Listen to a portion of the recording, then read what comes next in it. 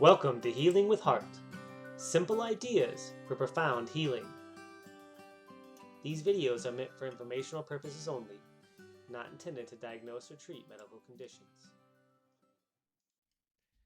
Hey guys, Dr. Martin Hart here. Today I want to talk to you about irritable bowel syndrome, mold, fungus, and small intestinal fungal overgrowth, SIFO. So a lot of you, if you've been in the chronic illness world dealing with digestive problems, you may have heard of something called SIBO, small intestinal bacteria overgrowth. It's when bacteria that either shouldn't be there or should be in our large intestine is actually in our small intestine, and it can cause things like irritable bowel, constipation, diarrhea, lots of bloating. Very frequently people will bloat with meals, sometimes with almost any food, right? And so this gives them like the 7-month pregnant belly look when they're not male or female, okay? And so constant bloating, skin issues, all of that it goes with, and even irritability, anxiety, depression are associated with it as well.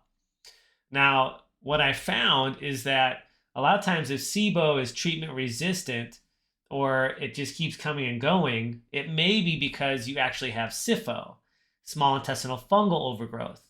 You've had mold or fungus that's colonized in your small intestine, and it's creating an issue. Now, this is what I found for myself, was that SIBO kept seeming to come back for me, and it turns out it was because I needed to deal with the fungus that was in my gut. Once I dealt with that, that's when it quit coming and going, right? It stayed steady at a much better baseline of digestion after that. And so what you need to look at on that front is what's underneath something like irritable bowel, right? What's going on? We don't have a cranky bowel system, right? It's kind of a funny word, but it's not like our bowels woke up on the wrong side of the bed that day. There's something going on underneath. And so we need to look at what's going on. And for many of us, that may be SIFO, okay? And so as you're looking for the fungal issue, you want to, number one, figure out, is there fungus overgrown in my gut? What do I need to do about it? And then two fronts, what caused it in the first place, and how can I keep it from coming back? So with SIFO, fungal overgrowth, there's a couple of things that could have caused it from the get-go. Number one, you could have had a chronic mold exposure. When you're constantly exposed to mold toxicity in the air, in your home, your environment, your immune system is going to get weakened, your gut microbiome is going to change, you're going to be constantly ingesting and inhaling those fungal spores that can colonize. So that's an aspect, right? So we need to look for that and deal with it. Test your home, test your mycotoxins, test your urine for mold toxins, etc. Another cause can be you don't have enough stomach acid or you're not making enough bile from your gallbladder. Both of those things will be breaking down mold, fungus as they come into the system. And especially the bile acts like a detergent and helps to flush and wash out the small intestine.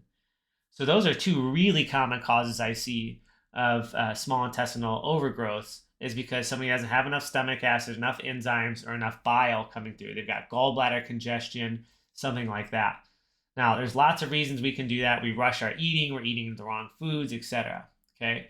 And the other big thing is we could be eating a diet that's consistently feeding fungus. Okay? Lots of sugar, lots of starchy carbohydrates, things like that, things that congest the gallbladder, like fried foods and fatty foods, and high carbs, again, can all congest that. If we're scarfing our food down too quickly at mealtime, will inhibit digestion, which allows those fungus to overgrowth. Chronic antibiotic use can do it too, because it'll wipe out all the good bacteria in the immune system and allow that fungal to overgrowth. So we can look at for consistent antibiotic use like that as well. Those are some of the main causes I see that drives it. But once it's there, there's a couple of good options to deal with it, okay? There's an herbal route, right? Things like grapeseed extract. Things like caprylic acid or MCT oil are fantastic. Olive leaf is a good one. Berberine is another great one. I've often seen berberine for just the fungal aspect. You need to combine it with something, okay? Garlic is a good one there as well, that helps on that front. So those are some good antifungal options.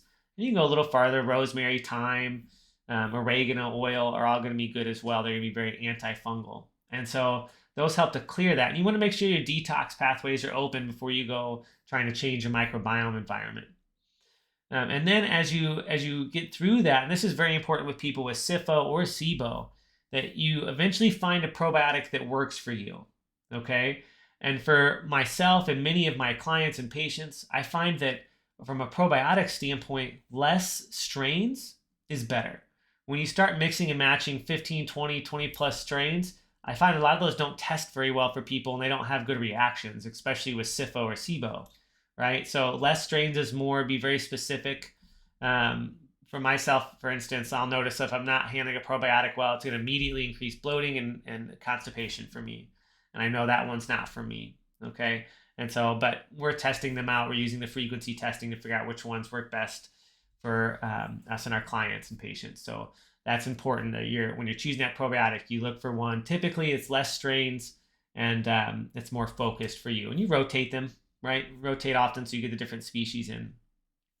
But once you get that cleared out, you also then want to focus on improving digestion. Slow down your eating, chew really, really well. Maybe you hum before you eat.